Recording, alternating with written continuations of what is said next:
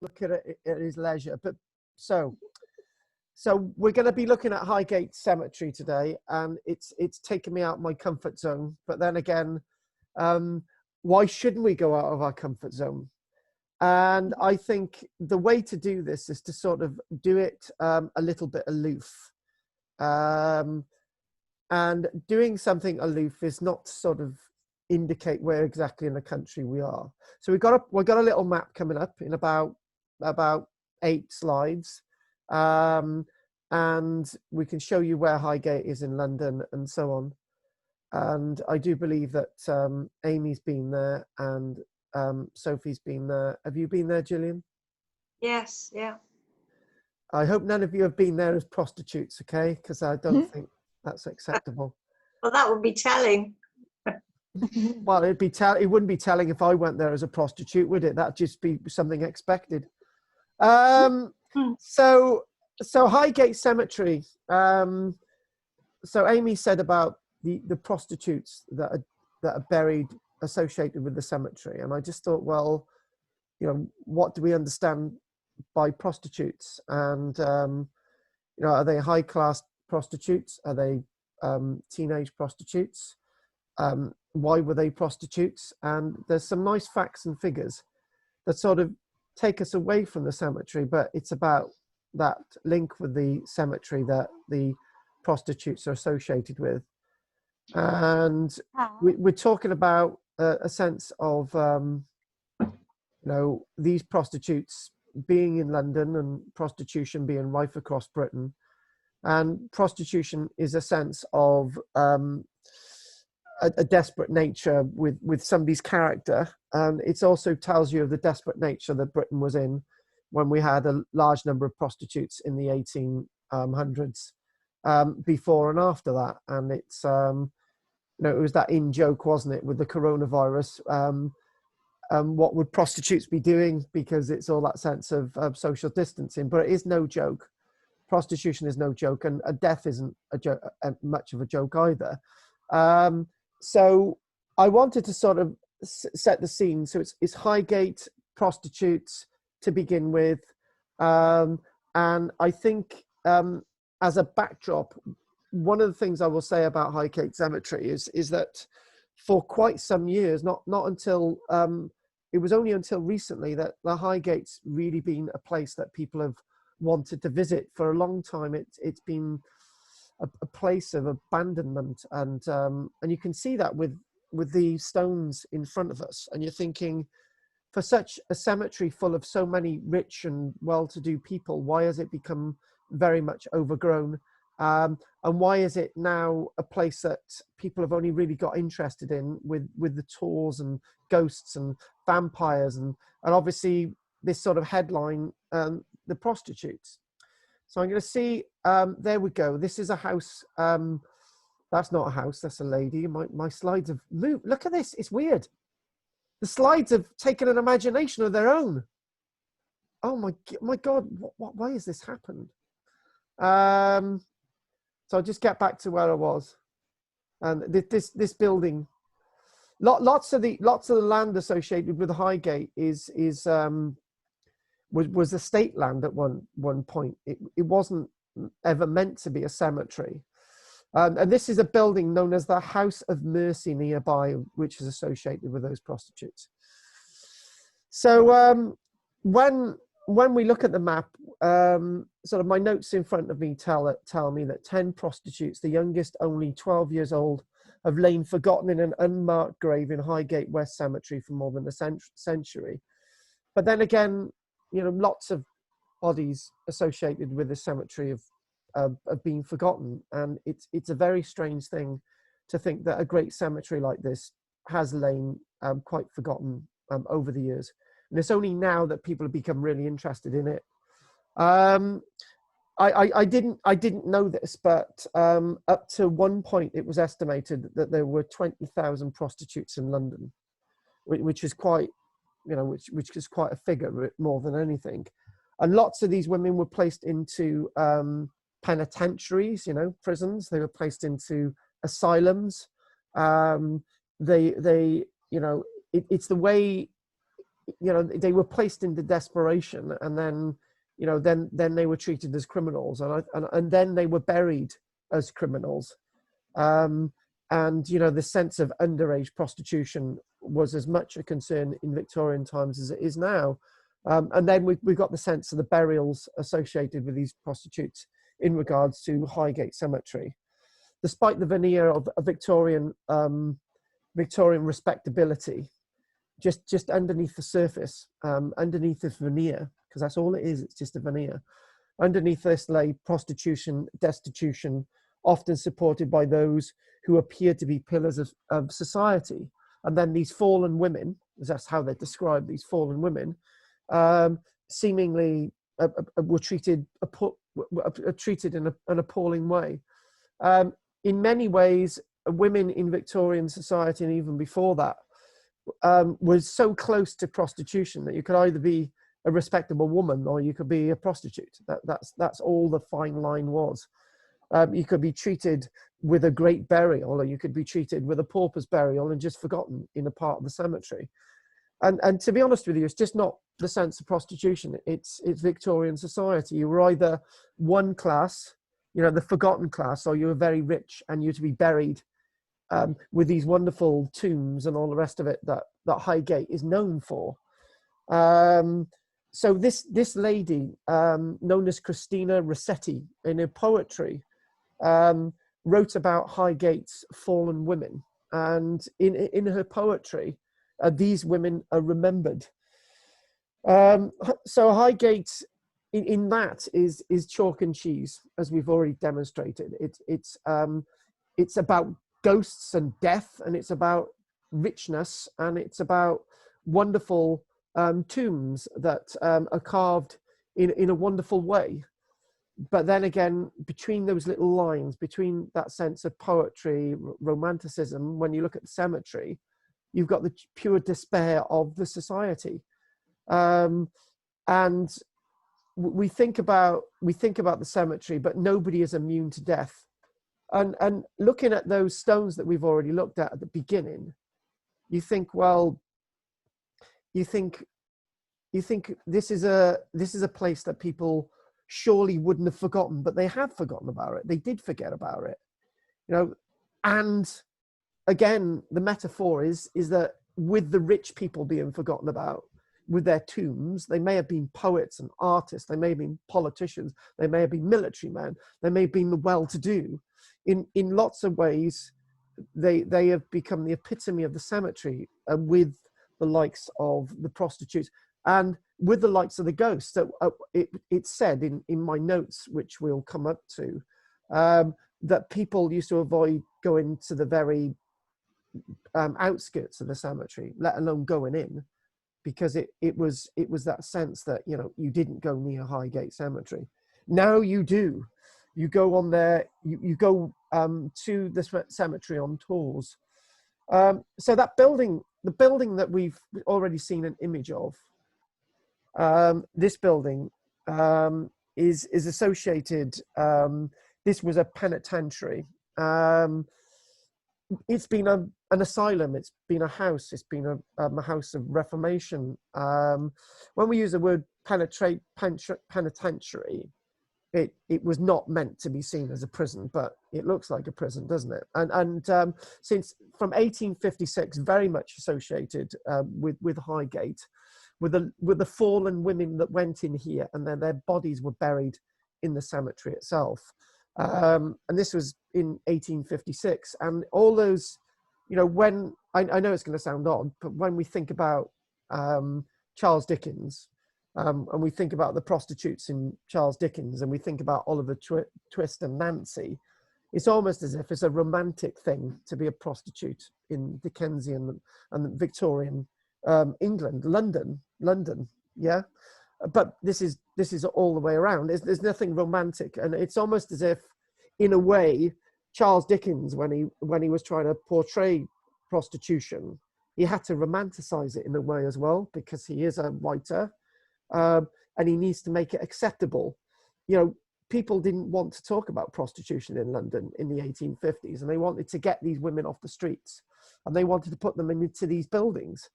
and then they wanted to bury them and forget about them, and then their ghosts are wandering around the cemetery. It's quite strange. The ghosts are wandering of these prostitutes around the cemetery alongside the well-to-do that paid the prostitutes and then made them into fallen women. Again, this fact, in 1860 odd, there were 20,000 prostitutes in London. And it's unbelievable. The Parliament knew about this, and most of those people in Parliament were keeping these prostitutes going. But in lots of ways, lots of the women had nowhere else to turn. Men had a wonderful life, didn't they? You know, if you were a man, and you had been in,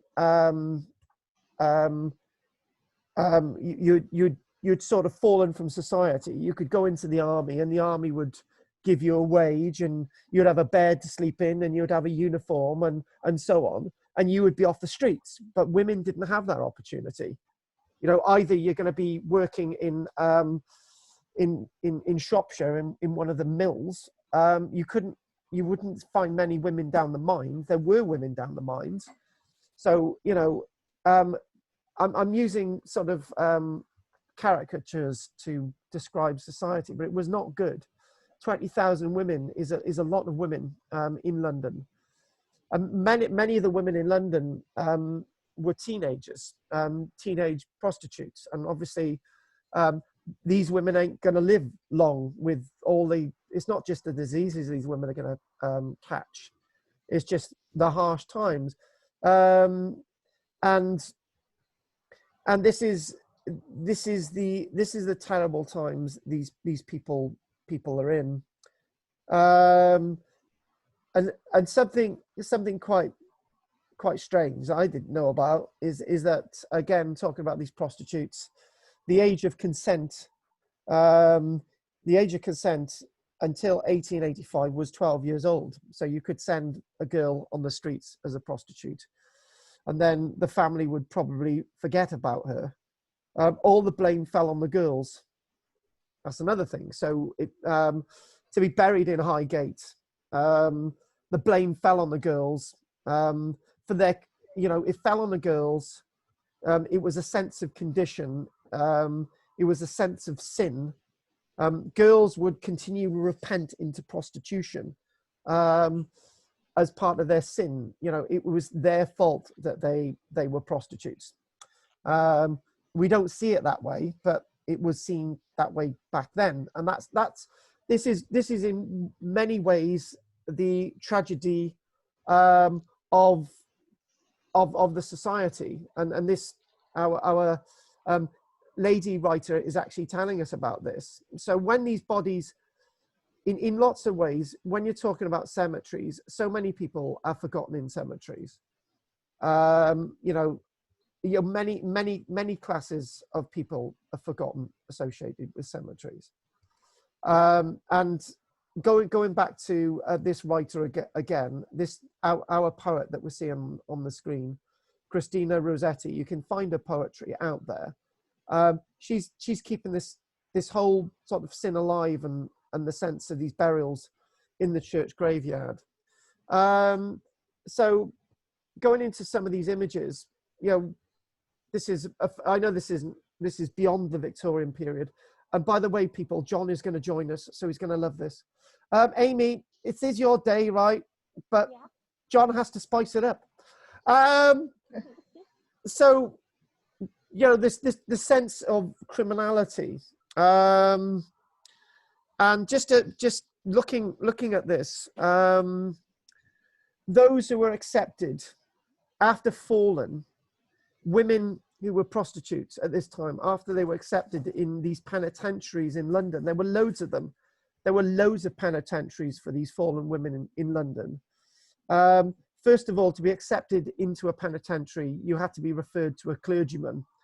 And these clergymen would be the ones who would accept you into these penitentiaries. The regimes in these penitentiaries were very harsh, with girls wearing uniforms and working in silence. But it wasn't as severe as workhouses or prisons. And the dropout rate at the house that we've already seen, known as Park House, associated with Highgate, was surprisingly very low. The women associated with these penitentiaries felt that life was a lot better being in the penitentiaries than it would be actually continuing on the streets. So this image is how these girls were being shown, were being portrayed. And with the penitentiaries, interesting enough, so many of these women went to the penitentiaries. By 1896, 45,000 women and girls had gone into these penitentiaries. 45,000 by 1896.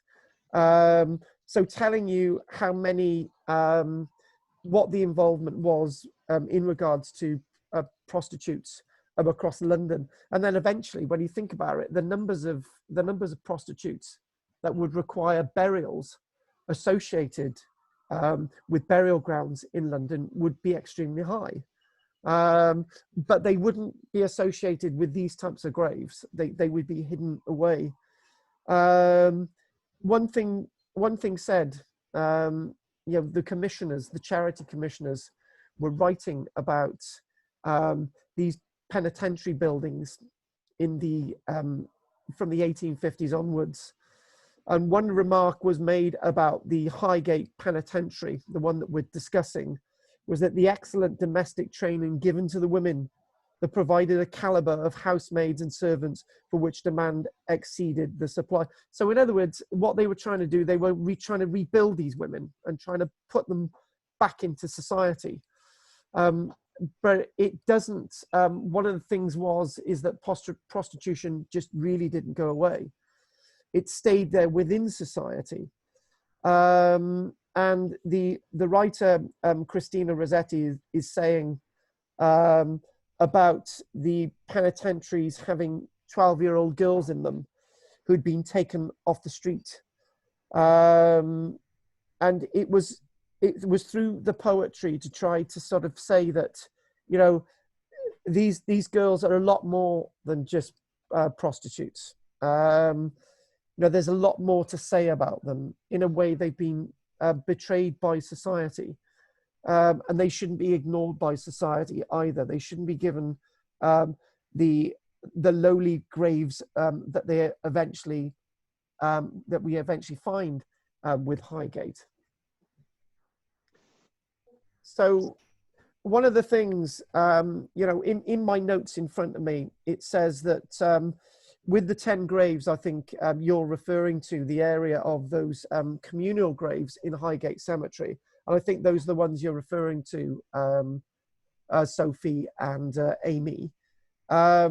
This is no markers are visible for this sort of these communal graves. No markers are visible for these girls and women. They were not important enough to be named on the graves. It was thought that if you name them in a way, you're shaming them as well. So by burying them anonymously, by forgetting about them in a way, you're not shaming them. But in lots of ways, it's quite tragic, because eventually, with this one particular anonymous grave that we're referring to, these are some of the prostitutes. And Emma Jones, 12 years old, died in 1862. She had been a prostitute at 12 years old, what she had gone through. And Anna Williams, at the age of 15, she was added to the communal grave in 1869. A Caroline Harriet Rhodes, 19 years old, being added in 1874. And Emily Potter, 21 years old, being added in 1878. Harriet seems to be a popular name. Harriet Smith, 17 years old, being added in 1880. Remember, these are names of only some of the prostitutes. Again, with this one communal grave of the 10, a Frances Heath, 14 years old, being buried in 1881. Maud Claby, 1882. And going into Rosetta Edwards, she was 20, died in 1900. And this sense of these communal graves continues. Another one added, an Ada Rebecca Ingram, 40 years old in 1907, and the last of the 10 in that one communal grave. So Ada was 40 years old in 1907, and you've got an Agnes Ellis, 29 years old in 1909. So remembering these individuals, as we've just done, doesn't have them forgotten, but there are thousands and thousands of these prostitutes that are laid to rest in regards to Highgate Cemetery. And I just wanted to start off with that, really, to sort of paint something strange, something rather different. So what I want to do now is to go into the cemetery again and talk a little bit more about Highgate Cemetery and what the sort of cemetery is about and the ghosts of Highgate. So this is what we're going to do now. Let's sort of look at these graves, look at these gravestones, and look how much overgrown they are. You know, Michelle and I, we go to graveyards a lot, and one of the things when we go to these graveyards is that we either remark how well kept they are, or they're very much overgrown. So this is a clearly overgrown graveyard. I'm gonna fall. So nice to have you joining us, John. Hang on, yes. Right, we're going to carry on. Ghosts of Highgate Cemetery. Monuments to the dead in Highgate Cemetery become more and more ambitious as time went by, and families started to undo each other desperately on providing ostentatious resting places for their loved ones. Basically, it was a competition. So some strange things about Highgate. It's not been there a massive length of time. It's not been there hundreds and hundreds of years.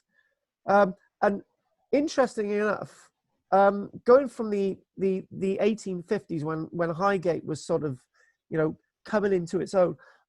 Interesting point is, however, by World War II, the cemetery saw its fortunes dwindling, and the once proud necropolis of the dead and the once proud cemetery itself was starting to be abandoned. It's quite strange that people who want to be remembered forever associated with the Highgate Cemetery, it's almost as if they're forgotten. It's quite strange, this. And then I think the things that people are really interested in with Highgate is that the sense of cult meetings in the cemetery and holding ceremonies in the cemetery, and I think that's what interests people. You know, looking at the sort of the Victorian map of Highgate, it was a everyday sort of part of London, but there we start to get Highgate. There is marked there, Highgate Cemetery. It was just part of a great estate once, that I'm reading, and all these different plans. There you go. There you've got Highgate Cemetery West and the Highgate Cemetery East. So you've got two Highgate cemeteries, but it's started to become ruinous. Again, those cults and ceremonies and all the rest of it being thought of the cemetery were in amongst a cemetery that was being abandoned, an abandoned cemetery. The local newspaper of Highgate, Highgate Express and Hampstead, started receiving letters from frightened individuals after the Second World War, who went through various ghostly encounters. And so we're sort of talking a little bit after the war here. There's this one guy, his car broke down. Yeah, so his car breaks down alongside Swains Lane, Highgate Cemetery, and his car breaks down. And he's terrified because he's alongside the eerie Highgate Cemetery. And he was terrified because he had seen an apparition looking through the railings at him. It's described in this newspaper letter that these red eyes were glaring at him through the gates of the cemetery. And you can imagine it's not the place to sort of break down, okay, alongside the cemetery. It's not the place to go. Again, they kept getting these letters. They kept getting these letters of people saying, look, you know, something's got to be done. You know, there's cults, there's covens associated with the cemetery. Another man who was walking down Swains Lane along, so obviously you've got that on the plan there. So you can imagine you're walking down the lane and you've got another cemetery as you actually go down as well. So you're walking down from north to south, and then on the right hand side you're thinking, right, let's just don't look. It's at night and you don't look, and then you're looking on the left and you think, oh, don't look. So another man who was walking down Swains Lane was knocked on the ground by a creature which seemed to glide from the walls of the cemetery. Now we've got creatures gliding from the walls of the cemetery in this letter. And the gruesome creature just dissolved into thin air. When an approaching car shone its headlights on the man. So you're thinking he was saved by the headlights of a car. There's also the story of a ghostly cyclist. Now this links us in with stories I've come across myself. You know, you sometimes get ghostly cyclists. Now this is a big one. When in South Wales we get the ghostly cyclists. I've written 2 stories in my own book about ghostly cyclists down by Mark Cross, and then you get one by Corntown in the Vale of Glamorgan. While Highgate has got its own ghostly cyclists, and the story of a ghostly cyclist who was working his way to a steep incline and frightened a young mother almost out of her wits, and it turned out to be the cyclist sort of disappeared, and you're thinking, oh my God, you know. But this is outside the cemetery, you know. This is not sort of inside yet, you know. So you get these hauntings. And back to our little map again. You're just thinking, this looks like a typical map of medieval England, Victorian England, the type of map that you would look at and you think, oh yeah, there's nothing wrong there, you know, everything's normal. So again, a bit slow tonight with my cursors sort of going. It seems to be shooting. This is why we're getting a new computer to be able to cope with this technology. Hang on a minute, let's just try and get an image of clipping in that. Right, there's our Highgate Cemetery. So we've got London, Islington, Highgate, sort of from the centre of London, northwest. And again, this is described as an acropolis that I mentioned. You're thinking, this looks perfectly fine. It's okay, but I wouldn't want to be there at night. And this thing about going into the cemetery. So we mentioned outside the cemetery. Let's go into the cemetery. So it was also once suggested that a vampire was on the prowl in the cemetery. So a proper vampire. So you can imagine. So people want to find this vampire. So you get these cameras and television crews and journalists going into the cemetery. And the hunt for the undead was underway, but unfortunately they did not find any. And as me and Amy are aware, the best ghosts are the ghosts that you don't expect. You know, the best experience associated with when you're in cemeteries trying to find ghosts and you're trying to study them, is they just come up on you, and you just sort of, it's like looking at these images now, you're just thinking, well, what is going on there? You know, how ostentatious can you get? You know, why would you have people in London, this is London, why would you have them creating a necropolis, you know, a burial sort of, you know, this is all based on those things from ancient Egypt. Remember, when people are thinking about Highgate and people are thinking about building this, this cemetery from an older state, you know, they're being influenced from the likes of Egypt and Greece and so on. And I think one of the things that we think about cemeteries is and the dead and ghosts and all the rest of it is that we think, you know, when we're buried in a cemetery, people are going to come and visit us. You know what I mean?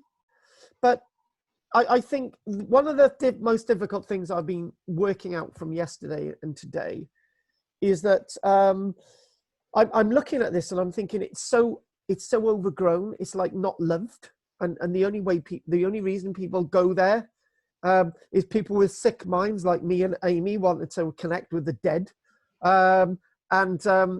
So in other words, the real connection, the real reason why these graves are there is that we're meant to be visiting our loved ones, and they're just forgotten. You know, we create the ostentatious senses of, you know, this sort of, these wonderful, it looks like the type of place you would want to go and visit, but not at night. You know, you'd want to go in there and visit your loved ones. So the cemetery opened in 1839, and it was part of the plan of the magnificent 7 cemeteries out of London. So we were going to have a new cemeteries. Yeah.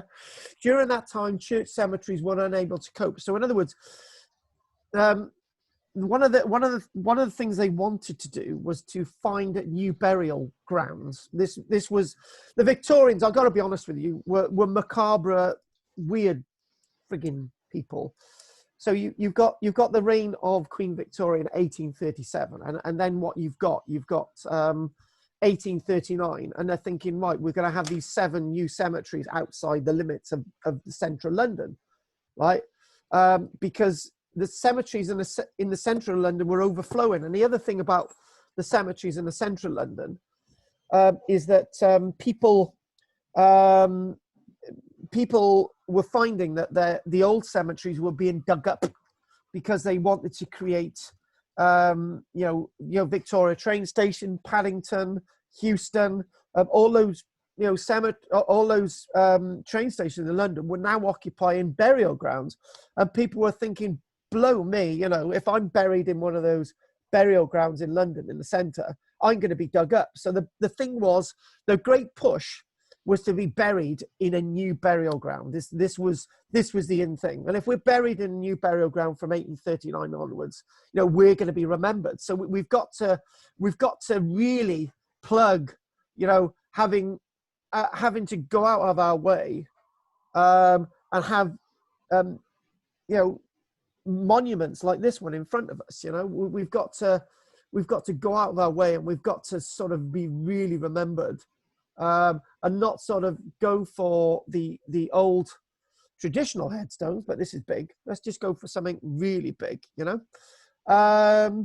So, and then what we've got the death of Prince Albert. So by 1870, the Queen's in mourning basically until the end of her reign. Everyone wears black. Everyone's supposed to be like the Queen. And, you know, being buried in a cemetery, go into a cemetery, you know, so in other words, you know, when we do the ghost walking things for, you know, we go looking for ghosts and all the rest of it. You know, this is something that people were doing anyway. Do you know what I mean? It's just when we do ghost walks, and now it's just an extension of what they did in the Victorian period. So, you know, this is for the wealth and the rich. And what I want to do is sort of look at a few famous people a minute, and we'll sort of go on to a couple more ghost stories. And to be honest with you, yeah, we'll just keep flowing. So the grounds of these cemeteries at this minute are full of wildflowers, shrubbery, and trees. All of these things grew without human influence. And there are also animals on the ground, such as foxes and birds. Some of the most notable parts of the cemetery are Egyptian avenues and a circle of the Lebanon trees. So the oldest part of the cemetery has an impressive collection of mausolea like this one, and gravestones from the Victorian era. There are also tombs carved elaborately. Today, admission is strictly limited to tour groups. It's just quite strange, that, really. you know, I want to visit somebody who's like, you know, a relative of mine, and I got to go on a tour group. But I'm sure you could get special permission to visit a relative. And here we go. Let's look at a few sort of, yeah, there we go. We're going to look at a few famous people a minute. So again, my slides have jumped ahead of me a minute. So sort of, we've just seen some of the slides in the necropolis. So let's just go back to where I was. And hopefully next week, when I press the my little thingamajig, everything will be absolutely perfect. So there we go. Well, we know who this is for a start. Definitely. So I just wanted to mention a few famous people again with the cemetery. So the list of famous people associated with the cemetery and the ghosts of the famous people associated with the cemetery are many. And the East and the West Cemetery of Highgate has a whopping in excess of 170,000 people buried there. So you're thinking about just famous people, you're thinking about the prostitutes and all the rest of it, and the poor and the rich and the well-to-do, middle class, working class, and so on, not to forget anyone. But 170,000 people are buried in the East and the West cemeteries at Highgate. So it's a lot of people, you know, from famous people from Karl Marx to Douglas Adams. So we'll just mention a little bit about that now. And you know, Karl Marx. Interesting. I took my reading into sort of just floating over people who are buried in the cemetery. But in the 1960s, I had to put an armed guard on the tomb of Karl Marx because it was a focus for people wanting to blow it up. They wanted to blow up the tomb of Karl Marx. So you know, Karl Marx. If you don't like communism, this is not the guy's tomb you're going to visit. And interestingly enough, Karl Marx, he was a German. And when you think about communism, you think about Russia. But, you know, Karl Marx is the founder of Marxism, and then you got Leninism, communism, and you got the sense of socialism. It all derives from this man, and he's buried in London of all places. He was 65 when he died, 1883. Lots of people want to visit this tomb, but at the end of the day, he's also a derided figure if you don't like communism. So let's go to another famous figure associated with the cemetery. We could have done lots of individuals, and let's hang on a minute. Let's my technology is messing up a minute, so if you can bear with me. Okay, there you go. Hang on, I just got to get back to something a minute. Hang on a minute.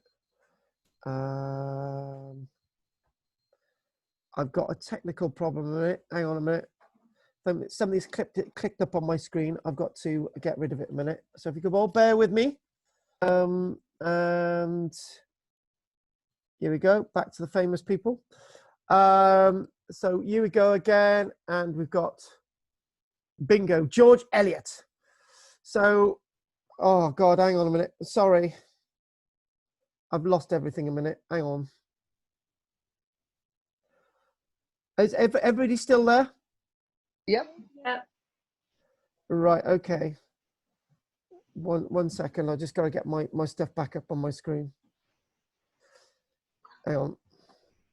Right, okay.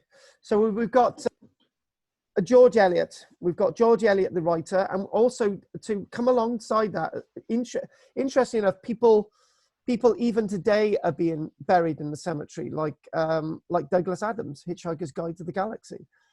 So with George Eliot, as I go down my notes, because my notes seem to be messing up a minute. So if you could bear with me a second.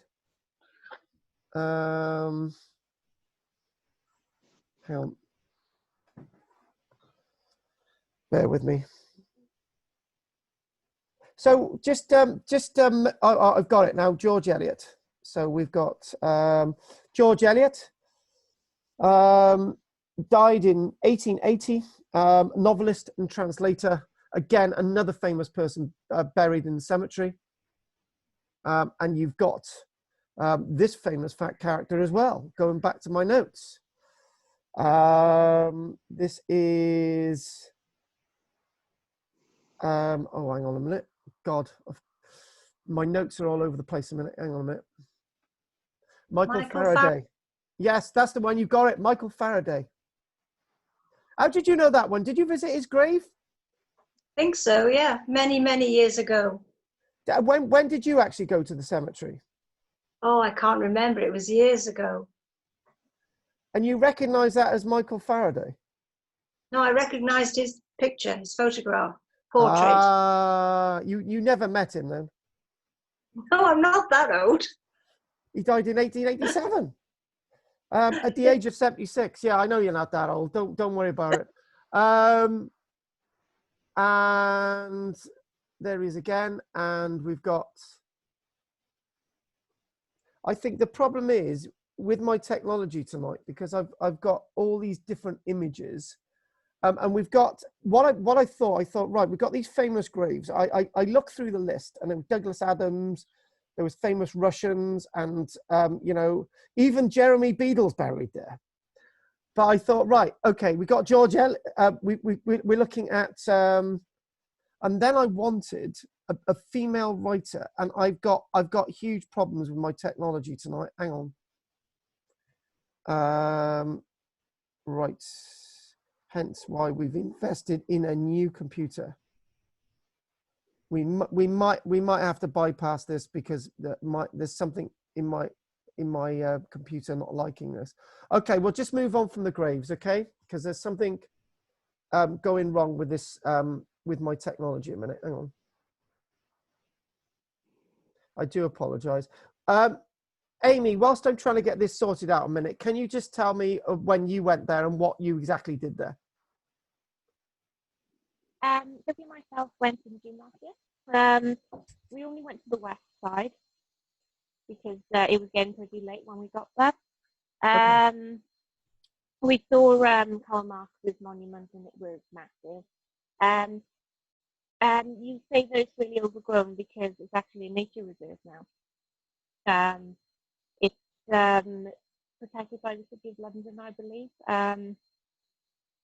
What else is there? Oh, you can actually become a friend of Highgate Cemetery now, which I found out while I was doing some research tonight. Can you just you can't just wander in there then, can you?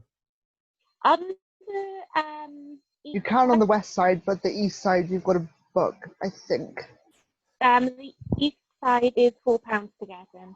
Ah, shit. It's just got to be. It's just really strange that you've actually got to pay to go into a cemetery. You know. Probably to keep maintenance. It's just really strange. I've managed to get my notes back. The gravestone that we looked at was Elizabeth Siddal, who was a poet and artist. She's buried there, and the sense of poetry with Highgate is again, you know, flowing into this. So what you know, there's not just famous males buried there. There's famous. You know, she was also an artist and a poet. So one thing I wanted to do as well was to look at a few more ghost stories, and this is quite strange. It's quite strange looking at sort of this necropolis. Everything was built around this, and yeah, I've just got a list of little stories in front of us, loads of different reports. So we're going to do them. So you've got that in the backdrop in front of us there. See if I can get a bit more of a bigger one up there. Hang on, just sort of, yeah. It's quite strange. You've got this whole old cedar tree there, and there was a story about this tree that this was originally part of the estate. It was originally a estate there first, and then they wanted to find an area of London, you know, the 7 new burial grounds as I mentioned. So it was opened in 1839, and there was this old cedar tree actually there in the middle of the cemetery, and they thought, what we'll do, we'll have the cedar tree in the middle, and we'll have this necropolis around the outside. So this is what we've been seeing, and you could just see the top of the doors there. So a few little bits of interesting, weird stories here. So in the mid-1960s, a couple of teenage girls from a nearby convent were making their way along Swains Lane. So that's between the two cemeteries. And again, this is outside, you know, people are seeing ghosts outside the cemetery. As they passed the cemetery gates, they were terrified to see a group of ghostly figures rising up from the ground. So you can imagine, you know, what's going on. As they looked closer, they noticed that one of these spectral characters was actually coming out of a grave mound. And you're thinking, okay, grave mound. It was as if the undead group were rising from their graves for some sort of macabre meeting. So yeah, people are looking into the cemetery, and they're either seeing actually proper ghosts, that are actually starting to see some kind of weird ceremony. So later that same year, a young couple another young couple were actually going down the lane as well, and they sort of started noticing these very strange figures. And as they made their way down the lane, as they got a little bit closer, they started to see these floating figures, these floating entities. And it was almost as above the graves. You can imagine there's these floating weird figures floating above these graves. And again, when you look at these stories, they give titles to some of them. There's this one story about an extremely tall figure, the tall man, this sort of strange, I don't have a photograph of him. The tall man, this tall figure, seems to be the most frequent paranormal visitor to the graveyard. So when I say visitor to the graveyard, if they're already there, they're living there. And the surrounding area is being reported all along a ley line that goes, that is known to begin at the center of Highgate. So you've got a ley line. So now you're checking a ley line. So this ley line runs directly from the cemetery below a built-up area and ends at the spot near a place known as the Roman camp. And along this ley line, they see this strange, tall figure. And naturally, because it's associated with the Roman camp, it has to be a Roman. So going back again, let's sort of see what other image we've got up here. Other image. Come on, let's have another image. That looks very strange. Highgate vampire sightings. So obviously we mentioned earlier on about sort of people having these things to go and see, you know, these vampire hunts and stuff. And I think, Amy, I don't think we'll be able to ever organize a ghost walk at night in Highgate Cemetery, because I think everyone wants to do it. Yeah. You can imagine. I got an idea, City of London. Why didn't we organize a ghost walk through the cemetery? No, it's not happening. You know, it's not going to happen, you know. Unfortunately, a lot of paranormal activity in this area is overlooked due to the Highgate vampire sightings hoax that took place in the 1970s. They say it's a hoax. They say it's a real thing. But apparently there was one person who admitted to setting up a hoax associated with a vampire here. The chap by the name of David Farrant. Yeah, a David Farrant. The hoax was apparently set up by a David Farrant, a leading expert on the Highgate vampire. So in other words, he was the expert, but he was also the one who set up the hoax. He took a young lady named Martine de Saucy. You can't make this up. Yeah, I'm going to say that again. He took a young lady named Martine de Saucy. That's amazing. That's got to be the highlight of the lecture. So yeah, let's reread this again. The hoax was apparently set up by David Farrant, who in turn was the leading expert on the Highgate vampire. You just can't make it up, can you? It's just like saying, I am an expert on the Roman soldiers wandering through Gillian's house. Because I made it all up, you know? Anyway, I know all about the Roman soldiers in your house, Gillian. Do you? Yeah, loads of them, even in your bedroom. And anyway, so he led this Martine de Saucy down the cemetery with him, and she posed in a naked occult stance for a photo. So you can imagine, this gets even weirder. This photo was circulated around the press as proof of vampire and occult sacrifices at the time. So you can imagine this is definitely 1960s, 1970s. A few years later, Martine de Saucy came forward and told the truth about the photo. To be honest with you, right, if I had children, right, and I had been the naked woman in those photographs who was part of a vampire hoax, I wouldn't bloody tell anyone. Mind you, if it was me, I would, just to show off. David Farrant still maintains that the dark figure often spotted at Highgate Cemetery is indeed a vampire.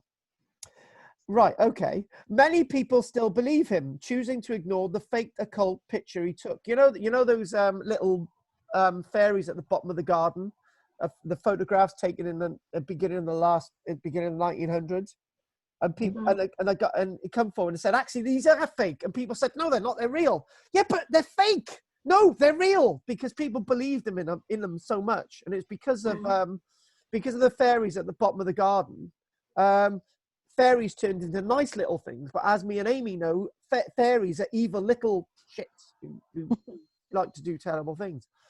He actually released a book named Beyond the Highgate Vampire. In his book, he claims that ley lines can actually transmit psychic energy along their course. This enables the vampire to materialize when the right conditions prevail. So you can imagine with this whole thing, right? You can imagine that you've got a guy who's made up this thing, and somebody's come forward and say, actually, it's fake, and then everybody still believes it. By the way, I'm Donald Trump's love child, and that's true. So the thing is, the so many weird things about the cemetery, and I just got one or two other things as well. So let's just sort of the weird haven, I'm sure people have sort of come up with the idea that they can make loads and loads of money from the sort of cemetery and so on. I'm sure that's done. So we'll do a few little more things, because I know before I want to do a little bit of Welsh stuff, and we'll take a tiny little break and then we'll do it. Okay. Michelle's, well, I got to tell you this, guys. Michelle's come forward and she said that she's going to do me a cooked dinner, and she's presented me with a pot noodle. Michelle, I got them all laughing at you now. She was looking at me with absolute daggers. No, I had a pot noodle yesterday. My son treated me to a pot noodle yesterday. Sorry about that, folks. No, anyway, thanks for that, Michelle. So, right, so a couple of other stories. So you know what I'd like to do, right? Oh, let's do this, right? You can imagine. That's the Highgate vampire. He looks real, doesn't he? I can't show you the naked photograph, okay? Okay. I know you're into that, Gillian. So London, this is apparently, is this the most haunted cemetery in London? That's your homework. So there are very few graveyards around the world that could compete with the level of paranormal activity happening behind the Gothic walls of London's Highgate Cemetery. So you're the resting place of thousands and spine-tingling legends. In a way, in lots of ways, the cemetery was not haunted in the Victorian period, because people have got these ornate walls and graveyards and stones and the beautiful gravestones, and nobody wants you to think that this is a place which is haunted. My loved ones are buried. Oh, you can imagine. We are buried here. It's not going to be haunted, is it? It's rather a posh thing, and we've got all these famous people, and we're sort of all these famous people, and we're just thinking, oh, rather. So, but as we said, it's a 20 acre plot, the West Cemetery, 20 acre cemetery, which is quite a big area actually.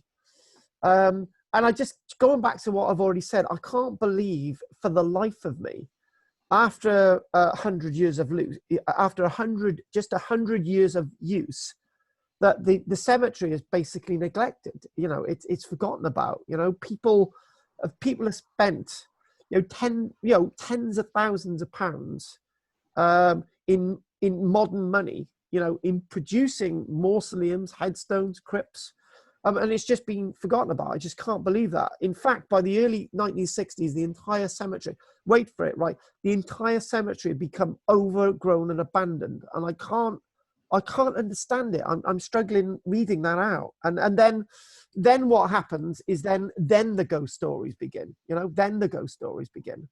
Tales of strange groups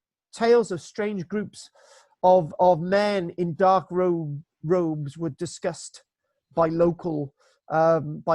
They would look beyond the gates and the walls, and they would say, "Oh, look at those, look at those men in robes." And eyewitnesses claimed that these mysterious men would frequent the isolated burial ground in order to conduct their dark rituals. And you can imagine it's going to be a place of people being murdered. It's an ideal place to murder somebody. Why is a cemetery an ideal place to murder somebody, John? John's not talking. My God. Why would a cemetery be an ideal place to murder somebody, Sophie? Well, there's plenty of other dead bodies there. And not only that, the people that pinched them for medical reasons will probably find them there. Yeah, well, there's nothing wrong with that. And under Amy's bed, she's got a body. But Rome, but Rome visitors were not the only things to be seen in the cemetery. Those brave enough to explore the alleyways at night reported run-ins with otherworldly ghouls. In fact, the local newspaper were bombarded. You can imagine. Again, the vampire thing has to be one of the bizarrest, So I think the real hotspot of the cemetery is the interest in the 1960s, really, when in the 1960s people are really interested in the occult. It is the 1960s, dumbed down Britain. This is the age of the Beatles, the age of Vietnam, and the age of hippies and drugs and Carry On films and all the rest of it. It's also the period of Hammer horror films, right? So you can imagine people are interested in the Hammer horror films and they actually want to see vampires and they want to see ghosts and all the rest of it. So when you think about it, the whole cemetery is an act from Bram Stoker's Dracula. It's a twisted nightmare, the whole thing. So many visitors to the cemetery become absolutely obsessed. And no matter, I made up the vampires, and then people then saying, no, I didn't. And people are still going to believe you. So people, I think one of the greatest concerns of local people is that they've seen the cemeteries become flooded with people on hunts for ghosts and vampires and things that go bump in the night.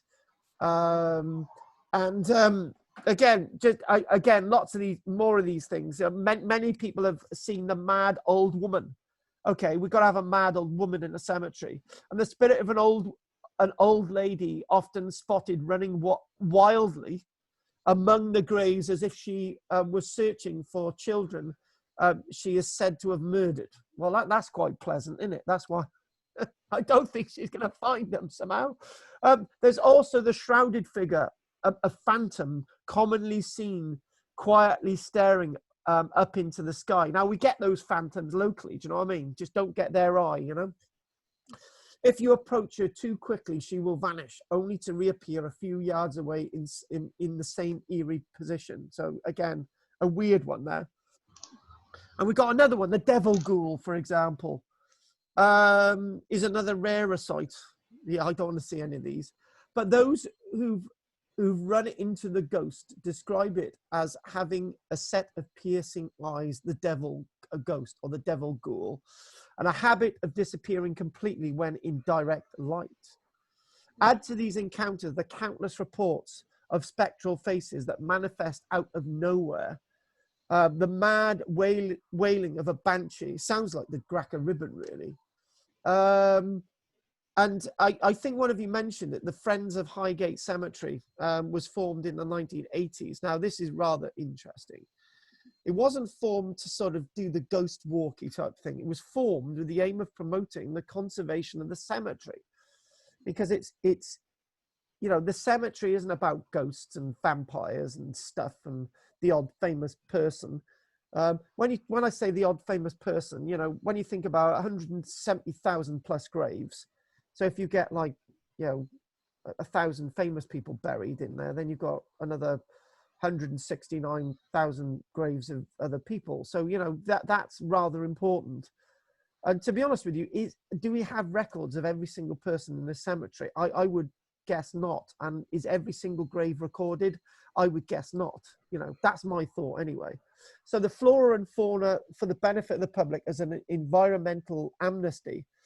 Since that time, a massive restoration has been underway to return the beautiful Gothic graveyard back to the glory days of the elaborate funerals and burial sites. I tell you what, 20 acres is a bloody big area to sort of, you know, think about. And sort of what I want to do is close on this now, and then I want us to, I just want us to just do a couple of local things as well, just for a quarter of an hour, and then we'll call it a day. So Europe is home to many of the world's most fantastic haunted locations, but Highgate Cemetery is one of the most legendary. Again, that question, is there another cemetery in London equally haunted like this one? And I would say there is, but you've got to find it. Where else are you going to find spooky tales of ghosts, devils, ghouls, vampires, all in one place?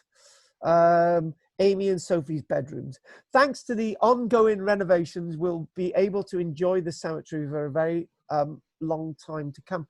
And I'd just like to mention, right, this is not the epitome, or is it, or not so, of immortality, in the sense that after 100 years, even the richest person's grave was forgotten, other than Karl Marx. So what we're going to do, I'd like to know if there are any questions. And, oh, come on, John, don't mention Newgate. That's a giveaway, come on. Or Bedlam Hospital Graveyard. But anyway, what I'm going to ask, are there any questions before we have the next little bit of the talk, and then we'll call it a night? Anything anyone would like to say? Yes. Yeah. Oh, yes. John, you sounded like a woman then. Not surprisingly, yes. I've been recruiting all day for that blinking Stuart, and nobody wants to join. As soon as I mention where he lives, that's the end of it, really. Well, the archaeologist who lives in a toilet, and what's that got to do with Highgate Cemetery? Right, I'm getting there. Right, here I come. Now then, you mentioned ley lines earlier on. Now, this is your bit, Amy. Ley lines. Yeah, well, I've heard this term many, many times, and quite frankly, it's a load of old Tommy rot. Ooh.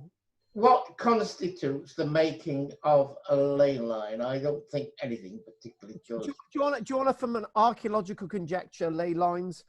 Go on then, yeah. Yeah, I can do this, right? I'm not a convert to ley lines. However, I am a convert to ley lines because when you think about it, that you have seismic faults, you have veins of metal, you have veins of water, you have various other things that we don't understand. And the answer is why can't you have ley lines? We just, unfortunately, you look at ley lines from a scientific point of view, and then when you start to look at ley lines from a scientific point of view, they start to come to fruition. Tell you one thing, right? There's lots of people who go dowsing, and they go along ley lines, and they actually find that you can find alignments between that church and that burial chamber, or that stone circle, and so on. There's something in it, right? But there might be something very different in ley lines than people actually tell us. What would you say about that, Amy? You tell us about your ley line experiences. Ley line experiences. What about you, Soph? Your ley lines? I'm not 100% sure on what they are. Do you know what? Know me. All right, then. Do you know what? Right, what we're going to do next week? We're going to do a bit about ley lines. Okay. I know. Okay. Right. Okay. We're gonna lay the lines. Right. Anyway, it's good to have you joining us, Ellen. Ellen's really annoyed with me because, oh yeah, Michelle, can I have that artifact to show everybody on the screen the reason why we were late last night? Right, here we go. You are some. We made a video on this, and here we go. Right. I hope I'm in it. Okay. Am I right? What we're going? Look at that there. Look at that. What that it was shown on the surface like this, right? And as Michelle was excavating, and look at that there. It's a medieval roof tile. So Oh, this is cool. the end of the roof tile. Okay, and it would come down on either side, and it's slightly glazed, so dating from about 1300. One of the roof tiles for the manor house, and there it is. What it was, we were all rushing to get off site yesterday. We'd packed their helmets and everything in the car, and Michelle said, "Look what I've just found." And my usual reaction is, "Oh, you know, you're just getting excited over finding a piece of iron slag." And then it turned out not to be an iron slag, and look at that, it's beautiful, isn't it? That's why we were late yesterday. So there you go. So Is anyway, that from the apex or from where this the is from the apex, yeah. Basically, Yeah. what it is, John, strangely enough, even I see your point. Basically, usually with medieval, when I say roof tiles, ridge tiles, medieval ridge tile, basically, usually there's a triangular apex, right? But Yeah. on some of them, because of the way it's lying on the roof, this would need a mortar bed to sit on the roof. If you look at Italian and Greek roofs, they have circular ibex tiles as well. They're not, and these are actually stronger. These are actually stronger than linear triangular ridge tiles. These are stronger, so these will last longer. So yeah. Medieval 1300s. There you go. So I'm glad I didn't label it as a jug or a flower pot then. Yeah, I tell you what, I nearly got convinced. Did you see me trying to work that out on the video? Yes, it's definitely a ridge tile. No, it's not. It's definitely a medieval jug. It's definitely. I'm convinced of it. No, it can't be a medieval jug. It's definitely a medieval ridge tile, and it turned out to be a medieval ridge tile. So I won in the end. So what we're gonna Carl, yeah, go for it, babe. you mentioned Elizabeth Siddell, who graved in there. Have you actually heard the story about when her husband tried to dig her up? Actually, Amy, can you tell us that? And I'm just going to have a word with Michelle whilst you're telling that. So tell everybody whilst I have a word with Michelle. I'm going to take a little break. So Elizabeth Siddell, you tell the story. She died at 33 years old. Poet, wonderful artist. Look at her work. Amy, shoot. Okay. So Elizabeth Siddell died when she was 33, as Carl just said. Her husband, Dante Gabriel Rossetti, who was also related to Christina Rossetti that Carl mentioned earlier. He was also Everybody, Michelle's actually brought me an image. A minute, hang on a minute. Sorry to interrupt. Are you seeing that there? Yeah. A piano of a gravestone piano. Oh, wow. Anyway, there you go. There it is. So, Michelle, continue, Amy. I'll be back now. Can you? Okay. Sorry about that. It said that Elizabeth Siddell died of either suicide or Amy, your connection is not very good at all. It's rubbish. You can't hear what you're saying. Is that better now? I don't know. You haven't spoken. Seriously, am I okay now? Yeah. Yeah, I think so, yeah. Okay. You're a bit broken up, but yeah, I can just about make you out. Not you, is it, John? No, you do sound quite quiet. Do I? Okay, Yeah. hang on. Let me just grab my mic. Is that better? Yes. Okay. All right. Start again. Elizabeth Siddell died either from suicide or possible overdose. And her husband was so grief-stricken that he wrote a manuscript of poems for her and buried it with her. But these poems were entwined in her hair, and apparently she had beautiful red hair. And he was a poet himself as well, as I said. So 7 years went past after Elizabeth died, and Dante decided that he wanted to release these poems that he had done especially for his wife. So he went through the church, something to do with Llandask Cathedral as well. He went through a lot to open up her grave and see that it wasn't illegal or anything. But when one night he did actually dig up the grave, it was said that Elizabeth looked like that she was when she was in life, but she hadn't decayed at all. But the moment that he laid fingers in her hair, just to grab the manuscript that he wrote for her, that she just turned into ash completely. When he just gives a little touch, and that was actually inspired by Dracula. No, Dracula inspired it. Sorry, and he was a friend of Rossetti's as well, Franciscus. And also because of the event, Rossetti didn't want to be buried in Highgate Cemetery, which he wasn't. He died in 1882 and is buried at All Saints Church in Birchington-on-Sea. Which is probably a better place to be buried, to be honest. So anyway, thanks for that, Amy. What we're going to do, we're going to do